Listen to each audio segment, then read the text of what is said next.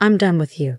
Just die here." My husband spat out the words, leaving them to hang in the frigid air as he abandoned me and our 4-year-old daughter in the snowy expanse of the mountain wilderness. I had no clue where we were, the biting winds mercilessly gnawing at our bodies, causing us to shiver uncontrollably. "We just have to follow Grandma," my daughter suddenly exclaimed, pointing in a direction where there was no one to be seen.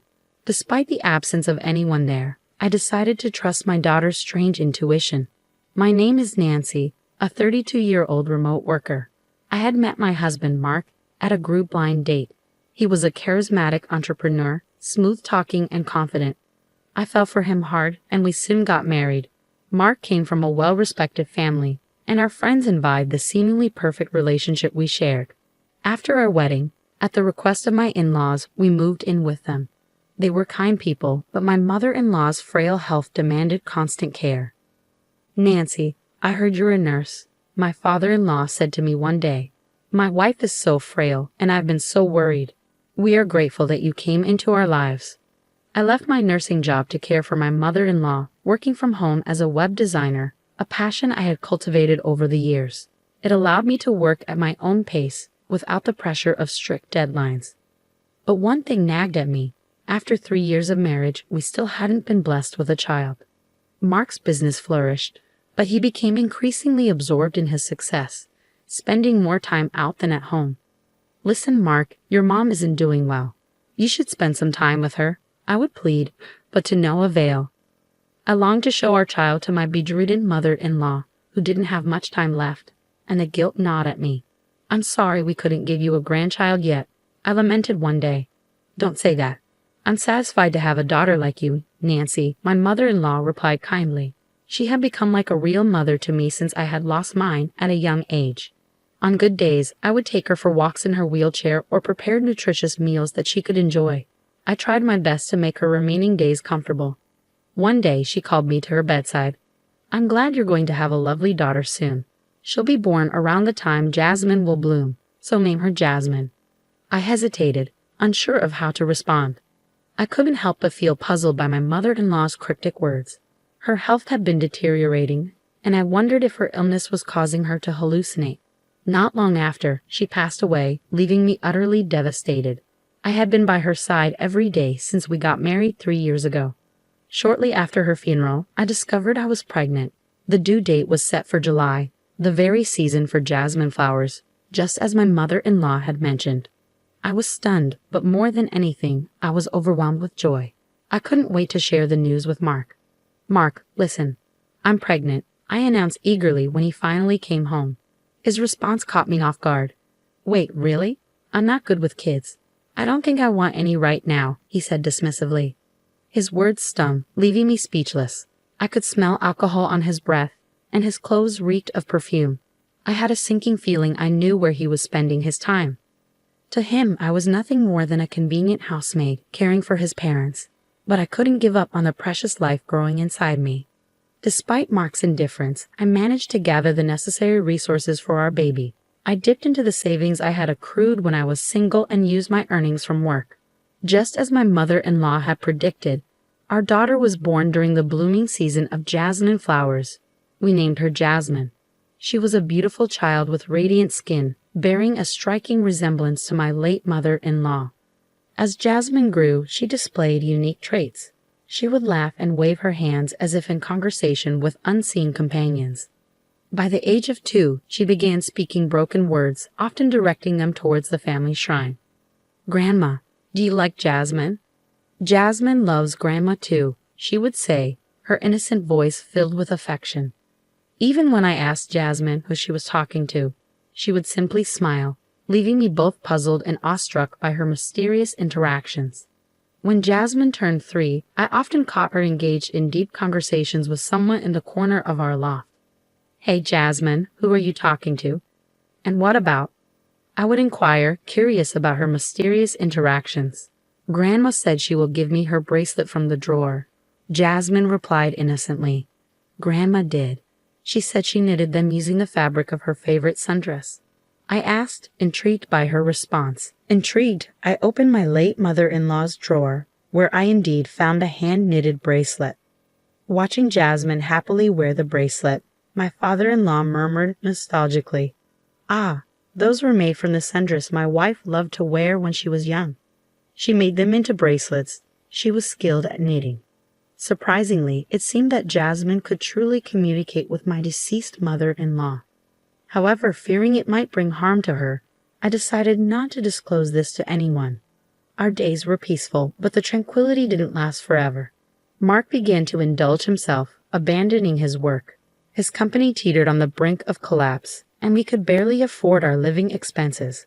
We relied on the money provided by my father-in-law and my earnings. Eventually, Mark had to swallow his pride and ask his father for financial help. Thanks to that, his company somehow managed to recover. But the question lingered. Would Mark, who continued to lead a carefree lifestyle, ever change? I couldn't shake off my skepticism when one day, Jasmine started saying something unsettling. "Daddy is planning to do something bad," she confided in me. "What do you mean?" I asked, my concern growing. "I don't know, but Grandma seems worried. She told me to be careful," Jasmine replied, her words sending a chill down my spine. I couldn't fully grasp the meaning behind her cryptic message, but it lingered in my mind. What kind of trouble could Mark be getting into? Was it related to his company, another woman, or money? I pondered these possibilities, but without any concrete evidence, I hesitated to confront him. To err on the side of caution, I began carrying a voice recorder and instructed Jasmine not to mention her conversations with her grandmother to her father. A vague feeling of unease gnawed at me. My suspicions deepened when I discovered numerous receipts from strip clubs and bars among Mark's belongings. Despite the financial struggles of his company and even after seeking help from his father, his habit of going out remained unchanged. Moreover, I stumbled upon a note that read, "Consult the gang about the plan." The mention of the gang left me uneasy and wondering about the extent of Mark's involvement. If what Jasmine said was true, and my mother-in-law had indeed been warning us, it could signify impending danger for me and Jasmine. The thought sent shivers down my spine, and for several weeks I remained on high alert. Yet nothing further transpired, and gradually my sense of caution receded as I resumed my daily routine. Then one day my husband, unusually upbeat, approached me. "Thanks to Dad's assistance, my business is thriving and we're making greater profits. How about we go on a family vacation for the first time in a long while?" His suggestion filled me with conflicting emotions. Despite his seemingly sincere offer, doubts about my husband still lingered in my heart. I couldn't ignore the flicker of hope that surged within me as I glimpsed my husband's gentle demeanor, reminiscent of old times. If my husband has genuinely changed his mind, this could be an opportunity to mend our relationship, I thought, entertaining the possibility. With that hopeful notion in mind, I agreed to the family trip. As I busied myself with preparations, the worry stemming from my daughter's unsettling words gradually faded, replaced by excitement for the long-awaited journey. On the day of the trip, I was taken aback by the sight of the rental car my husband had arranged. It was equipped with snow tread tires, instilling a slight unease within me. I couldn't shake the thought that we might be heading towards a snowy mountain. Yet, fearing that voicing my concerns might spoil the trip and dampen my husband's mood, I silently took my place in the back seat alongside our daughter. In hindsight, I realized I should have been more cautious. As we drove deeper into the mountains, supposedly towards the hot spring, my anxiety heightened. Then increasing snowfall and a deviation from the interstate onto an unfamiliar side road only fueled my apprehension. "Dear, this road seems unusual. Are you certain we're on the right route?" I questioned, my voice tinged with worry. My husband's silence only deepened my unease as he continued to drive, his expression grim and fixed ahead. Clutching my daughter tightly, I bit my lip, suppressing the rising sense of alarm. Then, abruptly, my husband brought the car to a halt on a desolate path devoid of any road markings. "You two are of no use to me anymore. Sleep quietly here," he declared, his tone chillingly detached as he dragged us out of the car. "Oh, I almost forgot. I'll be taking your phone with me," he added casually before swiftly snatching the device from my hand. "Wait, dear." I called out in vain, my heart pounding with fear and confusion. I screamed, but my husband ignored me. With a smirk, he started the car and drove away, leaving us behind in the falling snow. Lost in the thick forest, we were stranded with no idea of our whereabouts. Though my husband had confiscated my phone, I had secretly stashed a spare one in my backpack. Yet there was no signal, rendering it useless for calling for help. Since we had left the interstate, a sense of foreboding had gripped me, intensified by my daughter Jasmine's earlier words. Thankfully, both Jasmine and I were bundled in winter coats with our backpacks filled with provisions for emergencies. Despite my preparations, the biting cold winds cut through me, chilling me to the bone. I retrieved a disposable hand warmer from my backpack, using it to warm myself and calm Jasmine with a caramel candy. As the snowfall intensified, it became apparent that we were facing the prospect of being stranded alone in the wilderness. Uncertain of what to do next, I felt a surge of hope when Jasmine suddenly exclaimed, "Mom, Grandma says she's coming over here."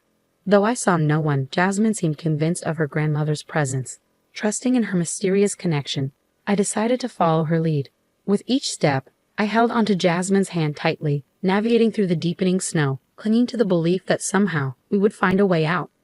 In that moment, I realized that perhaps it was the hope born from Jasmine's unique intuition that kept me going, even in the face of uncertainty. "I see a light.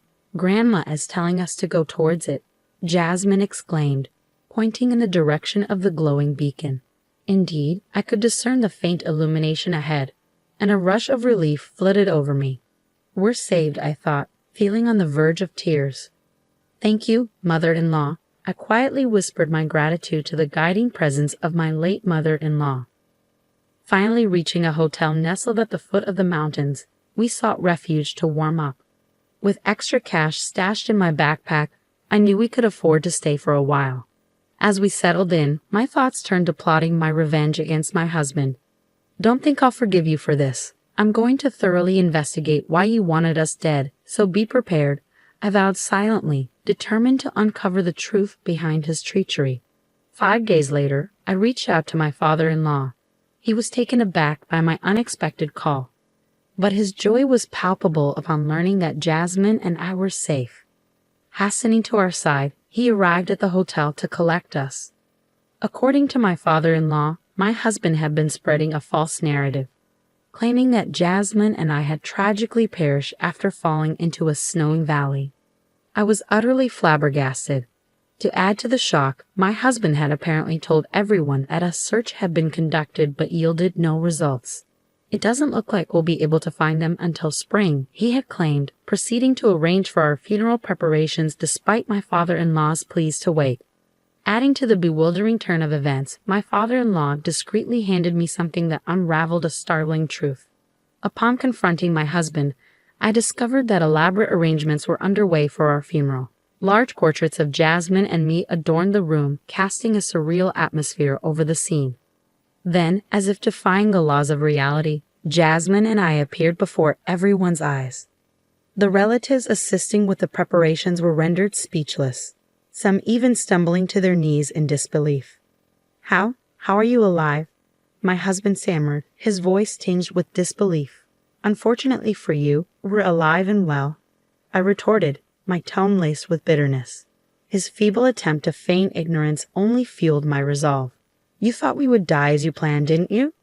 After you left Jasmine and me stranded in the snowy mountains," I accused, my words ringing with accusation. The murmurs among the onlookers grew louder, fueled by the revelation that my husband had deceived them all. As tension mounted, I played back an audio recording from the hidden voice recorder, laying bare the truth for all to hear. Mark's chilling words reverberated through the room. "I don't need you guys anymore. Just die here," he declared, causing a stir among the assembled guests.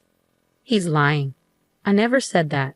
She's making up lies." Mark attempted to silence me, but his trembling lips betrayed his facade of confidence.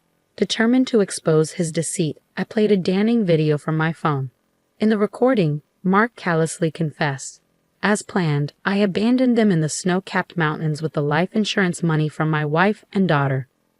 My company can recover, and I can enjoy a luxurious lifestyle.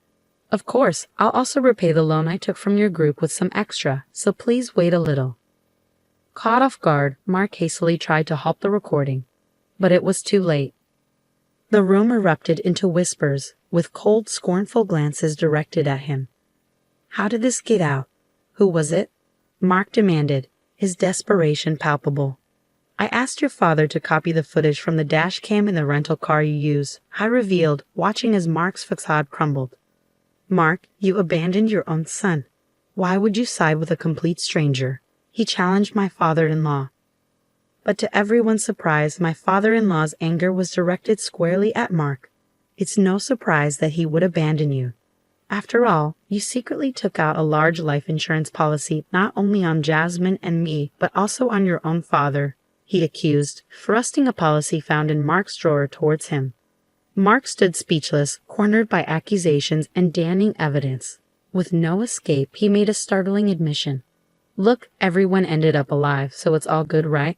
I was forced into doing this by loan sharks, he confessed, his desperation evident. I had it tough too, so forgive me, Mark pleaded. But his words fell on deaf ears. Don't make me laugh. There's no way I can forgive you. I'll be reporting this to the police, I declared firmly, my resolve unwavering. We're a family. You can let this slide, right? Please, Mark implored, desperation evident in his voice as he sank to his knees before us. My father-in-law and I exchanged incredulous glances. There is absolutely no way. I'm utterly disgusted with you. You can go to hell, I spat, my contempt palpable. Mark's shock was evident as he realized his apology wouldn't suffice. But it was too late.